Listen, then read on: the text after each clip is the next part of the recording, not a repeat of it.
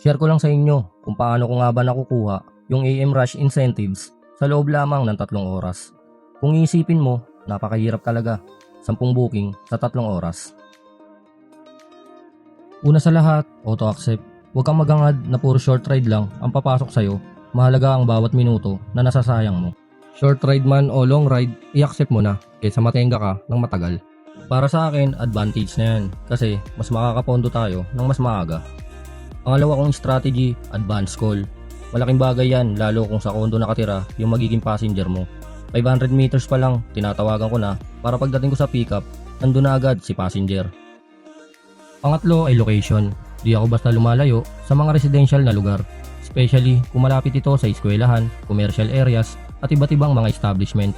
Mas mataas kasi ang chance na pasukan ka dyan ng short ride. Pang-apat ay tanungin mo na agad kung exact payment ba ang ibabayad ng passenger mo. Mukha lang maliit na bagay to pero isa to sa dahilan para madelay ka sa oras ng incentives. Lalo kapag 500 or 1,000 yung ibabayad niya. Para sa pick-up pa lang, ma-aware na siya at magawa ng paraan lalo kung wala ka namang panukli. Pang-5 ay group call. Gamit ang messenger, gumagamit kami ng intercom para makausap namin ang isa't isa. Siguro sa umaga, nasa 7 or 8 kaming magkakausap dito. At dito nga, ay nag-update kami kung saang lugar pa ba ang maraming booking. Traffic na lugar, area na kung saan ay umuulan, at marami pang iba. Optional lang to kung gagawin nyo yung ganitong strategy. Pero para sa akin, mahalaga to.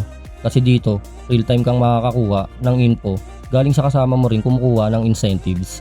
Sa ganitong paraan, ay mas madali kaming nahuhubog sa isa't isa. Hindi lang sa pagkuha ng incentives, dito ay nagbibigayan kami ng mga idea sa bawat araw ng biyahe namin. Isa rin to sa nakakapagpaboost sa amin para sipagin kami sa biyahe. Pero kahit nasa group call kami, priority pa rin namin yung safety ng bawat passenger namin. Makuha mo man or hindi yung incentives, ang importante pa rin ay lagi tayong safe. At kung sa tingin mo ay effective sa'yo yung ganitong method, pwede mo tong gamiting guide sa pagbiyahe mo kay Moovit. Sana nakatulong sa inyo tong maikling video na to. Ako nga pala si Moto B 2.0 na nagpapaalala sa'yo na lagi kang mag-iingat sa biyahe.